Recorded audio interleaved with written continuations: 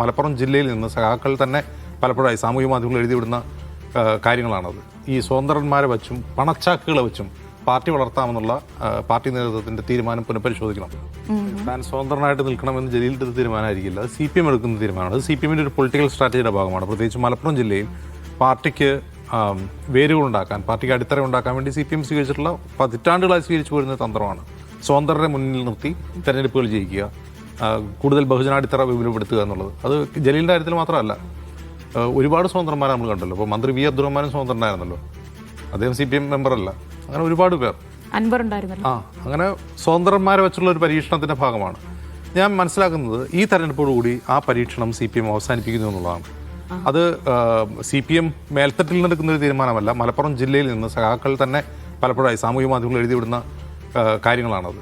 ഈ സ്വതന്ത്രന്മാരെ വെച്ചും പണച്ചാക്കുകളെ വെച്ചും പാർട്ടി വളർത്താമെന്നുള്ള പാർട്ടി നേതൃത്വത്തിന്റെ തീരുമാനം പുനഃപരിശോധിക്കണം എന്നുള്ളത് പൊന്നാനി മുതൽ ഒരുപാട് സ്ഥലങ്ങളിലെ തെരഞ്ഞെടുപ്പ് തോൽവിക്ക് ശേഷം പൊന്നാനി ജയിക്കാമായിരുന്നു, പൊന്നാനി താലത്തിൽ വെച്ച് കോൺഗ്രസ് നൽകിയതാണ് എന്നാണ് അവിടെ നിന്നുള്ള സഖാക്കൾ പറയുന്നത്. അപ്പോൾ ആ ഒരു സ്ട്രാറ്റജിക്ക് ഗുണവും ദോഷവും ഉണ്ടായിട്ടുണ്ട്. അത് ദോഷം മാത്രം ഉണ്ടാക്കിയെന്ന് പറയാൻ കഴിയില്ല, കാരണം ഗുണം ഉണ്ടാക്കിയെന്ന് പറയാൻ കാരണം ജലീൽ തന്നെ ഒരു ഉദാഹരണമാണ്. ജലീൽ കുറ്റിപ്പുറം പിടിക്കുന്നു, പിന്നീട് തുടർച്ചയായി 3-4 തെരഞ്ഞെടുപ്പുകളിൽ ജയിക്കുന്നു. അൻവർ ഗണ്യമായ വോട്ടുകൾ നേടുന്നു, അൻവർ ജയിക്കുന്നു നിലമ്പൂരിൽ. അങ്ങനെ ഒരുപാട് ഗുണങ്ങൾ പാർട്ടിക്ക് ഉണ്ടായിട്ടുണ്ട്. പക്ഷേ അതിൻ്റെ ഒരു പോരായ്മയായി മലപ്പുറത്തെ സഖാക്കൾ ചൂണ്ടിക്കാട്ടുന്ന ഒരു പ്രധാനപ്പെട്ട കാര്യം, ഈ പാർട്ടിക്ക് ബാഹ്യമായ ആളുകളെ കൊണ്ടുവന്ന് സ്വതന്ത്രരായി നിർത്തുമ്പോൾ ഉണ്ടാകുന്ന പ്രശ്നം, അവിടെ പതിറ്റാണ്ടുകളായി പണിയെടുത്തുകൊണ്ടിരിക്കുന്ന പാർട്ടി പ്രവർത്തകർ അവഗണിക്കപ്പെടുന്നു. അവരെ തെരഞ്ഞെടുപ്പിൽ പരിഗണിക്കുന്നേയില്ല. പൊന്നാനിയിലെ ഉദാഹരണമാണ് അവർ പറയുന്നത്. പൊന്നാനിയിൽ സിദ്ദീഖിനെ സ്ഥാനാർത്ഥിയാക്കണമെന്ന് ആവശ്യപ്പെട്ട് 2021 പ്രകടനം നടന്ന നമുക്ക് ഓർമ്മയുണ്ട്. അപ്പോൾ അങ്ങനെയുള്ള ഒരുപാട് കാര്യങ്ങൾ അവർ ചൂണ്ടിക്കാട്ടുന്നുണ്ട്.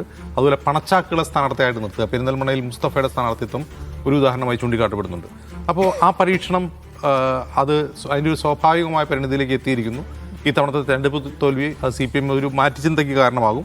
അപ്പോൾ ഇനി സ്വതന്ത്രന്മാരായിരിക്കില്ല ഒരുപക്ഷെ, ജലീൽ ഉൾപ്പെടെയുള്ള പാർട്ടി അംഗങ്ങളായിരിക്കും ഇനി ഒരുപക്ഷെ തെരഞ്ഞെടുപ്പിൽ മത്സരിക്കുക. ആ പാർട്ടിക്ക് നേതൃത്വം കൊടുക്കാൻ തന്നെ ഒരുപക്ഷെ ജലീലിന് കഴിയോടെ മലപ്പുറം ജില്ലയിൽ പാർട്ടിക്ക് തന്നെ നേതൃത്വം കൊടുക്കാൻ ജലീലിന് കഴിയും. ജലീലിന് അത്രയധികം അനുഭവ സമ്പത്തുണ്ട് രാഷ്ട്രീയ പ്രവർത്തനത്തിൽ. തീർച്ചയായിട്ടും അദ്ദേഹം പാർട്ടിയുടെ മുന്നണിയിലേക്ക് വരും. തെരഞ്ഞെടുപ്പിൽ മത്സരിക്കുന്ന കാര്യം മാത്രമല്ല, പാർട്ടിക്ക് തന്നെ നേതൃത്വം കൊടുക്കാവുന്ന ഒരാളായി ജലീൽ മലപ്പുറത്ത് മാറുമെന്നാണ് ഞാൻ വിചാരിക്കുന്നത്. ശരി.